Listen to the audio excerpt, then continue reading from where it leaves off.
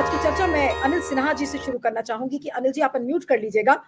क्या ये कहना सही होगा कि 5 राज्यों के संदर्भ में अगर मोदी फैक्टर को देखा जाए तो मोदी की चमक फीकी पड़ गई है, और चमक ही नहीं बल्कि वो बीजेपी के लिए ही अब मुश्किलें खड़ी कर रहे हैं विधानसभा के चुनाव को लेकर? जी ये आप इस बात में काफी सच्चाई है।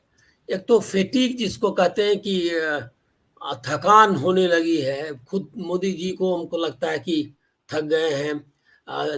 वही बात बार बार अगर आप कहते हैं तो उसको नए फोर्स से कहना, ये मतलब बहुत सारा लोगों को मतलब है कि कर पाते हैं। मोदी जी ने भी काफी समय तक किया है, लेकिन अब हमको लगता है क्या कि वो रिपीट करना उनके लिए डिफिकल्ट हो गया है। इसके पीछे रीजन ये है कि अगर 2-3 सफलताएं मिल जाती उनको, जैसे हिमाचल प्रदेश है या कर्नाटक है, इसके विधानसभा चुनाव अगर उनके पक्ष में होते, या जो बीच में कई उपचुनाव हुए हैं यूपी वगैरह में, तो वो अगर उनके पक्ष में आता तो वो ऐसा लगता कि जादू है, तब फिर आपको उसके लिए एनर्जी मिलती है। तो वो एनर्जी उनको घट रही है। इसके पीछे एक रीजन ये भी है कि एक ही बात को रिपीट करते रहने से, और दूसरा है क्या कि सफलता नहीं मिल पा रही है। तीसरी बात ये है उसके साथ कि रिस्पांस जो होता है, पब्लिक का रिस्पांस पर डिपेंड करता है। जब आप कोई भाषण करते हैं कहीं पर अगर होते हैं आप, तो जो रिस्पांस है उसमें एक ताकत रहनी चाहिए। तो मैं देख रहा हूँ क्या कि हालांकि जो भी मतलब हमारे पास जो वीडियो क्लिप्स आते हैं वो इंडिपेंडेंट नहीं है, वो एक तरह से एडिटेड है, इन द सेंस कि वो बीजेपी के तरफ से ही दिए गए जो फीड है वही सब चलाते हैं। अब इंडिपेंडेंटली उसको कवर करने का काम मीडिया ने छोड़ दिया है।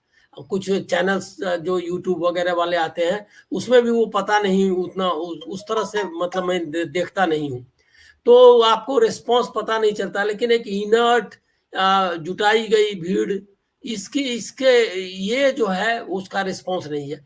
और सबसे जो उन्होंने खतरनाक काम किया है कि पार्टी मशीनरी को खत्म कर दिया उन्होंने। ये स्ट्रेटजी थी शुरू से अमित शाह की, बल्कि 2014 से ही। 2014 में मेरी जानकारी में जिस समय टिकट उन्होंने लोकसभा के लिए दिए, उस समय ही सब ये कैंडिडेट्स को आ गया था क्या कि आप अपना रिक्वायरमेंट क्या है, मतलब in terms of banner, posters, पैसा। तो वो वहाँ सेंट्रलाइज ढंग से ये होने लगा था। जबकि मैं बीजेपी का जहां तक मेरी मतलब है उसकी जानकारी, कि पहले लोकली लोग जो ऑब्जर्वर्स हैं चुनाव के वो भेजते थे पार्टी में, और जो पैसा वैसा भी डील करने का काम लोकल लेवल पे वही करता था। उसमें सेंट्रल मशीनरी जो है वही दिल्ली से सब कुछ हो रहा है, ये नहीं होता था। एक सेंट्रलाइज्ड पार्टी मशीनरी। दूसरा है क्या कि पार्टी से बाहर जो है का एलिमेंट को उन्होंने बहुत ये कर लिया, जोड़ लिया।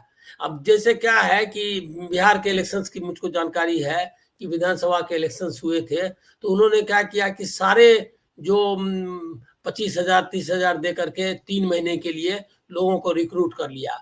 वो एक सेमी को कहा कि रिसर्च के लिए है, लेकिन वो एक सेमी पार्टी वर्कर्स थे, पैसे के लिए आए थे, और वो पूरा इकट्ठा करते थे बूथ पर क्या हो रहा है क्या है। जो जो बूथ प्रमुख, पन्ना प्रमुख वगैरह, वो एग्जैक्टली पार्टी के लोग नहीं थे, ये सब हायर्ड पीपल थे।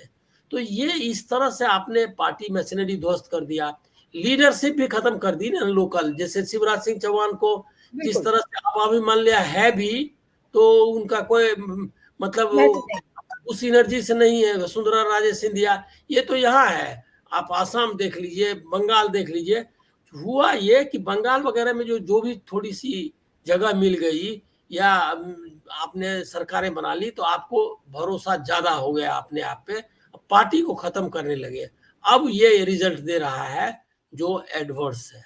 तो इसकी वजह से ये एनर्जी की जो आप अभाव इसका जो देख रहे हैं, ये इसी की वजह से। जी